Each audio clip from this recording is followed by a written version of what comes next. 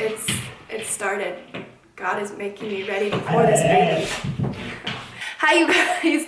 Every time I sit in front of this camera, I almost just want to start laughing because I don't think I will ever get used to talking to a camera. So odd, but I'm so thankful for this YouTube video. It is my pregnancy update, so I'm gonna update you guys where I'm at, how I'm feeling, the supplements I use, and a lot of common questions that I get. Only 18 weeks, 6 days today, so I'll probably post this when I'm a little over 19 weeks.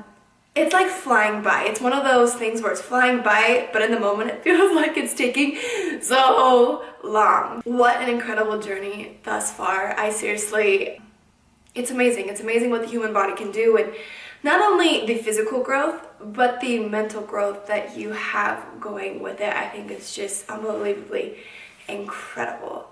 I have a few things that have changed since the last pregnancy update video, and I still don't have nausea. I really never battled nausea throughout my whole entire pregnancy, and I'm very fortunate for that. However, I did battle extreme exhaustion and caffeine withdrawals and moodiness and bloatedness and, you know, gas, TMI, I know. Currently, I feel amazing. I have energy levels. There's only one really major restriction that's really hard for me, and that's called SPD. I have symphysis pubic dysfunction. Typically 1 in every 4 women get it, and typically you don't get it till later on in your pregnancy or multiple pregnancies, so I'm just that lucky cat that got it at 12 weeks pregnant. It's terrible, I'm not gonna lie. There was one night I ended up breaking down with my husband because I was crying, saying I can't work out, I can't do what I feel like I need to do to feel healthy, and it was really discouraging. Essentially what it feels like is someone's taking your crotch and prying it apart. When you walk, rolling in bed is probably the most excruciating thing in the world, and what it is we have the hormone relaxin when we're pregnant, and women that get SPD, you have a joint called the symphysis pubic, and when that that gets too loose, and so it causes instability in your pelvis. Luckily, at 12 weeks, I was like, what is going on? This isn't normal, and so I decided to go see a chiropractor just to make sure everything was in alignment, and it has been a godsend. I recommend going to a chiropractor even if you don't have it and you just want to make sure that your body's in alignment and feeling good, because we are going through so many changes. Our organs are pushing forward, our back is starting to arch a lot, so it's just a good idea to keep everything in alignment and feeling good. So yes, I see a chiropractor actually 3 times a week, and it seriously saves my life. If I wake up really sore and my crotch is hurting, I know that I will have some relief when I go on and see him, because it's almost immediate, or within the next day it's like I'm back to normal. What I'm trying to say is I shouldn't welcome just always constant pain, because there always is a nag. So I do things to avoid it. Like for the first 5 weeks, from 12 to 18 weeks, I couldn't do any wide stance sumo squats, any wide stance squats. Lunges were an absolute no-go. I had posted a workout video where I was doing elevated reverse lunges, and the next day I woke up and I thought I was disabled. It hurt so bad. So I avoided all those things for a while, and then I also started doing pelvic floor work with my prenatal specialist in diaphragmatic breathing, which I think has stabilized down in that area immensely. So I'm on a really good track right now with mitigating my symptoms and understanding what hurts it, what doesn't, what helps it. So I feel so much more confident about that. So if you're battling SPD, my heart goes out to you. I feel you, but don't fear. There are other things that you can do to work out, feel good, feel energized, and to mitigate those symptoms. So I highly recommend seeing a chiropractor and doing some pelvic floor work, going to see a pelvic floor specialist in your area if possible. The amount of knowledge I have learned with the transverse abdominis and diaphragmatic breathing in the pelvic floor is mind-blowing. I'm going to be doing future YouTube videos and Instagram posts on this because it's so important. I'm actually going to be doing it with my prenatal specialist because she's brilliant and she'll be able to describe it way better. But essentially you have your pelvic floor and your transverse abdominis that are cohesive, they work together. And when one is weak or one's not activating, it creates dysfunction. And when you have dysfunction, you're more likely to have diastasis recti, you're more likely to have prolapse, births that don't go as planned. And so it's just a really cool topic I'm excited to share with you guys. And that's been also helping my SPD. But on to other cooler things. I have gotten thousands and thousands of questions about supplements and pregnancy. So just like any pregnancy, every doctor is completely different. My doctor was completely okay with working out and listening to my body, because we know what's best for our bodies too. But she was not an advocate of any supplements, just because there is no viable research of supplementation and fetus. No, there's not enough research to support it. So she just kind of told me, why risk it when it's only 9 months of no supplements, when you can get all the supplementation in the food you eat. And you know what? She's right. And I'm actually really thankful for it, because I don't really take caffeine. I take caffeine every few days, where before I was having it every day. Kind of cool to see how your body can change and survive without all the supplements we think we need on a daily basis. So I'm taking literally no supplements. Just started one, however, that my prenatal specialist recommended, and her dietitian gal who specializes in babies recommend collagen. This one is probably one of the purest brands, and they recommend it. All it is straight bones. It's just bones. So it's really no different than probably eating, like, I don't know who would eat chicken bones. It's really good for the elastin, the collagen within your body, especially when you're pregnant, things are growing and moving around your joints, your joint health. So I have started taking this. I can't for sure say I feel different on it, because I just started it. So I'll probably come back to that and let you guys know how it works. However, if your doctor told you you can have protein powder, that's okay too. My personal preference is it's a 10-month span of no supplements, and then I'll be able to start my regular routine after little one is born. But either way, it's totally up to you. Listen to your doctor. I'm not a doctor, I'm not a physician, I'm not a prenatal specialist, so don't take my word for it over people that are in the field. Secondly, working out during pregnant. So I first got pregnant before I saw my prenatal specialist. I had this mindset of whatever you do pre-pregnancy, you can do post or during pregnancy, as long as you have approval from your doctor. That still stands. However, there are certain exercises that you can do during pregnancy that you did pre-pregnancy, but it can be detrimental to the pelvic floor and like your core health, which makes recovery and birthing so much harder. Gonna harm your baby? Absolutely not. So just because you can do it, it's not gonna harm your baby, which is the best part. But what cautions me is if I can't have control over my breathing or my transverse abdominis, or I know I'm doming, I don't do it, because I know I'm putting more pressure on my diastasis recti, and recovery after pregnancy is going to be so much harder. So why risk during my pregnancy for the 9 months to push it hard when recovery is already hard enough, and then adding on top of it more dysfunction? So I've learned that. And again, I'm going to go over all of the diaphragmatic breathing, core function, pelvic floor with my prenatal specialist, and get some great content out for you guys. I'm so excited for this, because it's going to empower so many mamas out there, and I think it's just an incredible thing. When you work out, listen to your body. When my body is exhausted and it says, okay, no more, I stop. When I am really hurting one day, I'm like, okay, another day. A great example is one of my goals was to be able to run a constant mile throughout my entire pregnancy. It's not happening. The other day I got on the treadmill, and I literally stepped foot on it, and I was like, crap, I gotta go pee. So I went pee, and then I came back on the treadmill, started running. I got maybe like 30 seconds in, and I had to pee again. So I got off the treadmill, I went pee, I came back, and was like, okay, let's do this. And I started running, and I got maybe like a quarter of a mile before my pubic bone started hurting, and I had to pee. And I was like, you know what, not today, I'll find another exercise. 3 days later, I was able to run the whole mile, no problem. Yesterday when I got on the treadmill, it was a no-go. And so I just listened to my body, because our bodies are so smart. They'll let us know what we can do and what we can't do. If you feel uncomfortable doing it, why do it? If you feel safe doing it, then okay. Follow your body, follow your intuition. It's a pretty incredible thing that we have as we are mamas and we're growing. I think a lot of moms fear working out because of miscarriages. When I talked to my doctor about this, miscarriages are very common. And 99% of them are a result of genetic problems versus what the mama did wrong. Very rarely is something the mama did wrong. And yes, there's those anomalies where they're working out and they had a miscarriage. It doesn't mean it was exercise that caused it. There's so many other factors into it, so don't think exercise is going to do it. There's actually so many studies promoting exercise and the health of the mama and the baby. They show studies that babies' brains are more cognitive with mamas that worked out. So there's so many positives with working out, so don't fear that. Of course, talk to your doctor, do your own research, feel confident, because you never want to do something in pregnancy you don't feel confident with, and never do something that your doctor doesn't approve. So exercise is safe. Be cognitive of your core, because as our bellies are stretching, we're putting so much pressure on that linea alba, and that's what causes diastasis recti. So just be safe and aware of how your stomach feels and your pelvic floor.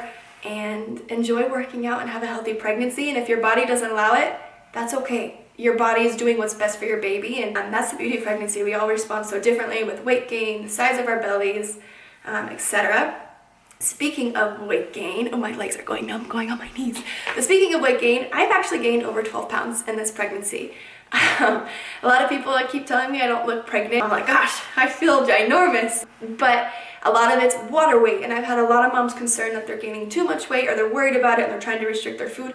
Don't do that. Enjoy this pregnancy. Your weight gain is meant to be healthy for you and your baby. It's essential of pregnancy. It's not a bad thing that you're having a weight gain. Every mom gains differently. Some moms need it right away, other moms do it later on, and I'm a firm believer it's because our bodies know exactly what our babies need and they adjust to it. So don't worry about the weight gain. Most of it's uterus growth, placenta growth, blood volume growth, my favorite, the boob growth. Not all of it is fat gain, so don't associate the 12 pounds I've gained as like all fat, because it's not. So that really will help open your eyes to just being like, oh, okay, I'm not getting fat, I'm not losing gains, because you're not. You're pregnant, you're growing a miracle, and that is beautiful in itself. I just get so many DMs, and it's heartbreaking to think that, I fall in this pattern too at the very beginning when my body was really changing. I was gaining weight, and I was like, I've already gained 8 pounds, and I'm not even 10 weeks. Like, what is going on? Is it a bad thing? And so I was questioning it, and then I realized, no, my body's smart. I'm staying active. I'm eating good. I'm listening to my cravings, which is okay too. I'm eating good fruits and vegetables. And so I know that it's just my body doing what it needs to do for my baby. These are my prenatals. So this one is amazing. You get it offline. I can try to link it for you guys. Before I took this one, I was taking this one, which this one's not bad either. This one makes me have a little bit TMI, sorry, more gas and more bloat versus this one. They're both great vitamins. This one you get online. This one you can get at any of the stores like Sprouts, King Soopers, any of your local grocery stores. So those are my 2 prenatal vitamins. I take those at nighttime before bed because I made the mistake at the beginning of my pregnancy to take it in the morning. I don't recommend doing that, especially if it makes you gas and you bloat. Yeah, take it at nighttime. No one will ever know. Secondly, for stretch marks, my mom didn't get stretch marks and my sister didn't get stretch marks, and I know stretch marks are mainly a component of genetics, but I still am doing everything I can to prevent them, even if my body will never get them, even if I didn't take these.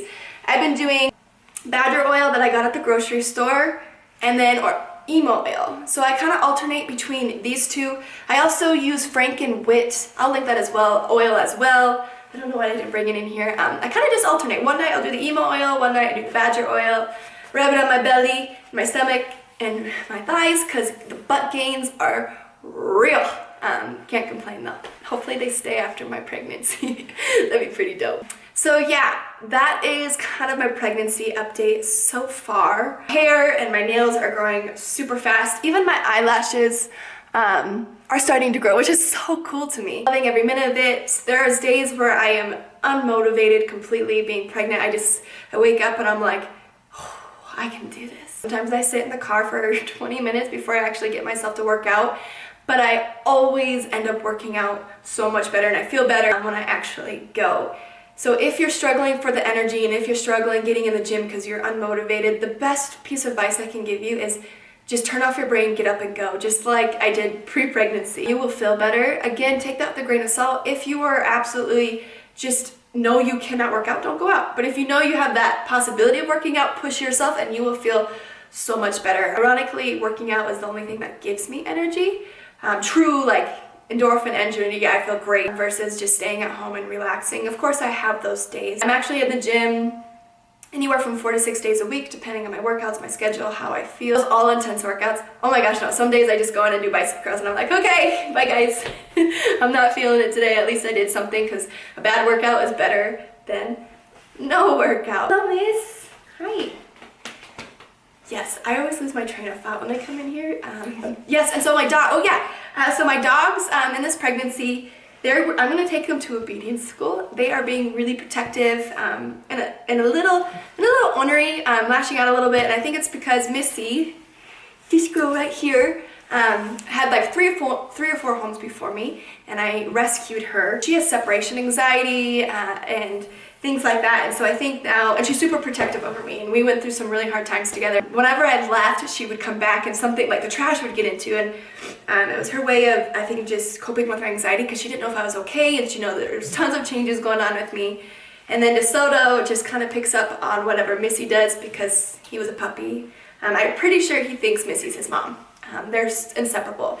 So we're going to take him to obedience school just for a couple weeks so they can get a little bit more acclimated to the pregnancy a little better, so that when baby's here, they're good to go, and that's the best thing I think I can do for them. What else? What else? What else? Okay, sorry, I had to adjust the camera because my feet were going numb being on my knees. I'm feeling kicks towards the end of 16 weeks, which was actually a complete surprise and shock for me. Before that, I was feeling like flutters, but I thought they were on, I actually thought it was gas for the longest time, and someone told me, oh no, that's actually like baby moving around in flutters, and I was like, oh my gosh, how cool. And there was one day in bed, it was so surreal, like I knew it was movement of the baby. I was laying in bed, because when I lay down, I feel more tension in my uterus, and then that's when I can feel baby the most. And I felt this ginormous kick, and I was like, wow! So I immediately grabbed my husband's hand to see if he could feel it, thinking it's not big enough yet, he won't be able to feel it, but at least he knows it's kicking. And the baby kicked one more time, and it was ginormous, and he felt it. It was the coolest, most surreal moment that we got to spend together. Okay, I love you guys so much, but I gotta focus. They're preparing me for what's to come. So he was actually able to feel the kick, and it was the most beautiful thing in the world. And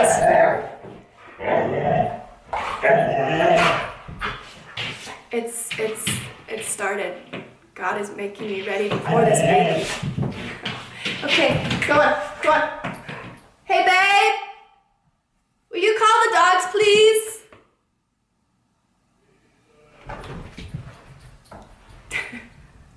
Yeah, he's getting me ready. He was able to feel that kick, and that was like the most surreal moment.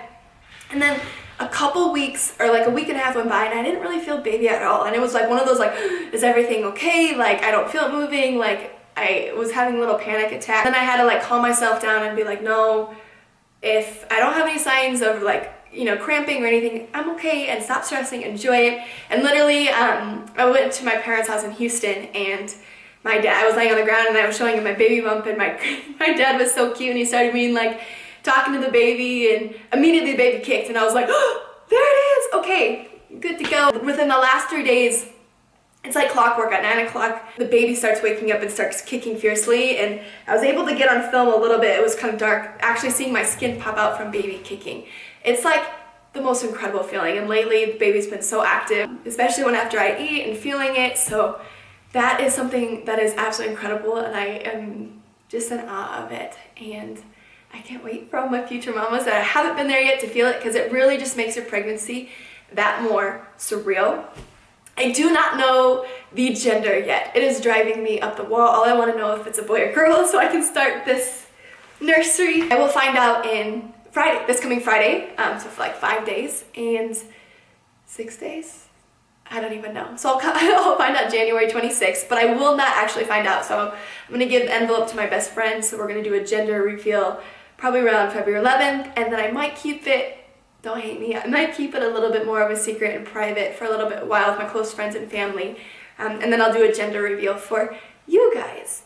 In the meantime, I'm just trying to think of nursery ideas and what I want to do, and I'm convinced it's a boy. I've thought it's a boy since the very beginning. Probably end up being a girl, knowing I'm convinced it's a boy, but we'll see. We'll see what it is. I just am so thankful to be able to have a healthy pregnancy and to be pregnant, because as I said before, it was kind of an unplanned, planned pregnancy, but I'm a firm believer everything happens for a reason, and I am over the moon getting to the point where I just want to hold my baby and be a mom and see where that life takes. I think it's such a, sometimes I don't even know what I want to say, because there's no words to express the emotions that come out. Craving wise, oh my gosh, I've been eating so much. I'm probably eating over 3,000 calories a day. I don't count calories, I don't count macros, I just eat intuitively, I listen to my body. But burritos have been a craving, like carbs, like major breakfast burritos or burritos have been like food to my soul. Fruit is always a go-to. I'm always craving some sort of fruit or some yummy thing. And Lately it's been a lot more sweets than I'm normally used to, but I'm okay with it. This is a 10-month journey that will never be the same. I will never get this back. I will never get to experience these exact same cravings, these exact same body feels, this exact moment again. And so I'm going to enjoy it and embrace it. And yes, after the pregnancy, it might be a little harder if I gain more weight, but I know that working out is a lifestyle, it's my escape, it's my therapy, it will always be there.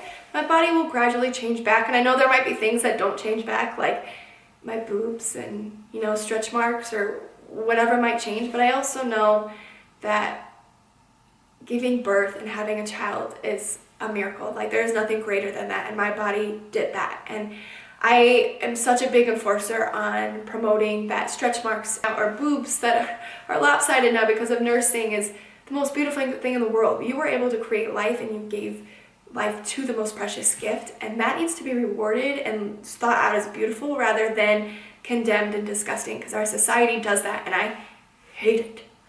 So I think it's a movement us mamas can do together, promoting that these changes our bodies go through is absolutely beautiful, and no one gets to take that away from us. No one gets to shame us for making a miracle or creating life. So, yes. So yes, I hope you guys enjoyed this video. I know I kind of blabber a lot on YouTube, but I just like to be organic. I like to be genuine and transparent, and I want to be completely an open book, and I don't want it to come off as I planned it out this, and this, and it was structured and this and that. It's just not life. That's not my life. That's not who I am. I'm completely spontaneous and go with the flow, and so I hope you guys appreciate this video. I hope you're enjoying your pregnancy, or if you're struggling in your pregnancy, keep your chin up. It gets better after that first trimester. Yes. So anyways, if you want to know more of the common questions I was getting, my last pregnancy update goes over just general questions of if I want a boy or girl, do I have names picked out, what do I want to do as a mom, my philosophies, etc. Stay tuned for more core knowledge that's going to come out, because I'm really excited about that. It's so important in this pregnancy. I should also say this, I don't know why I said this.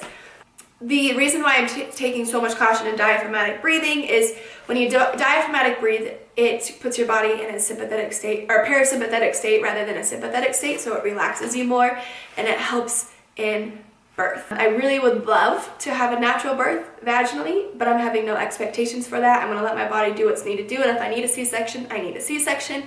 My go-to plan right now is to be as natural as possible, deliver vaginally, with no medications. But of course, if I need medications, halfway through I might grab my husband's shirt and be like, give me meds now, because I might not be able to survive. Who knows? I'm having no expectations, but I would love to have that kind of birth and that experience in a water birth.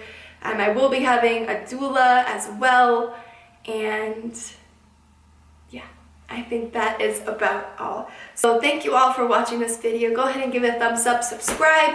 Let me know what kind of YouTube videos you want to see. I asked the question the other day if you guys want to see like hair tutorials or my messy bun tutorials or my makeup. I've never done those on my YouTube just because it's not really me. Normally I don't get up every day and wear makeup. It's just not me. I put my hair in a messy bun, tinted moisturizer, and I leave the house. But if you guys would like for me to do patchouli hauls or things like that for this channel, let me know, because I created this YouTube for you. It's not for me.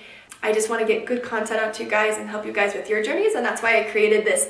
And this video is way too long already, so let me know what kind of videos you'd like to see. If you'd like to see different things other than fitness, let me know. And I will see you guys next time.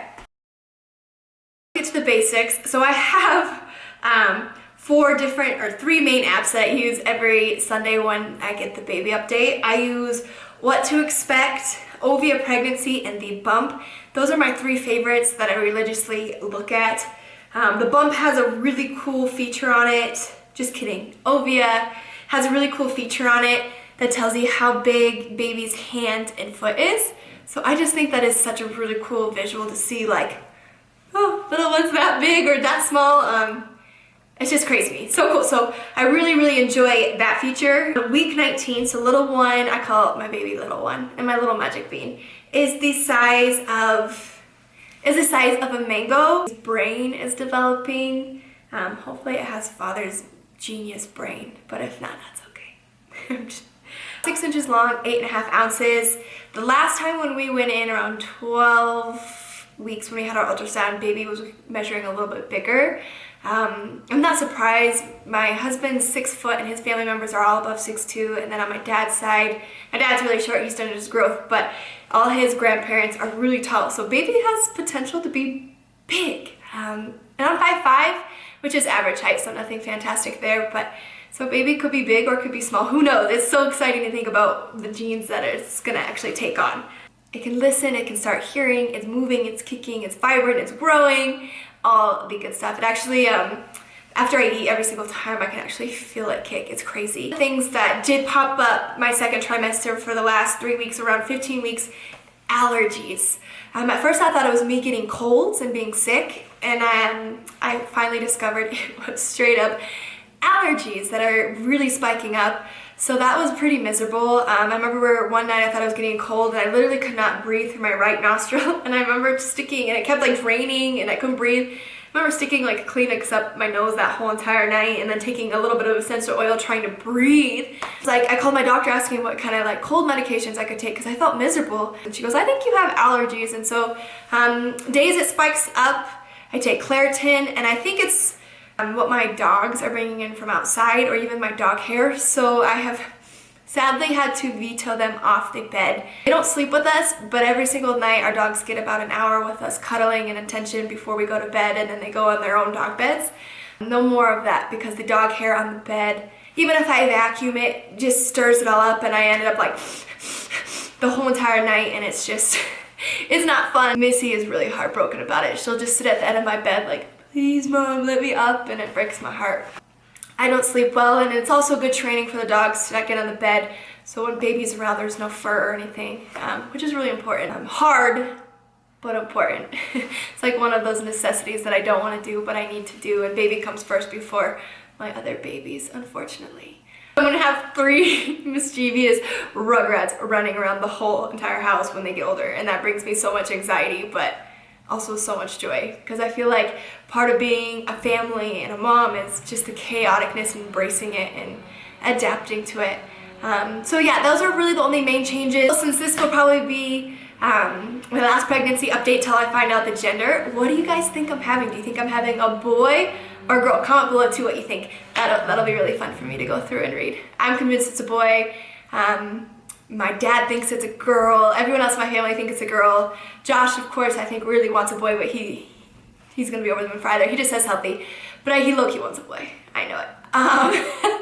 So yeah, let me know what you guys think, and I will catch you next time.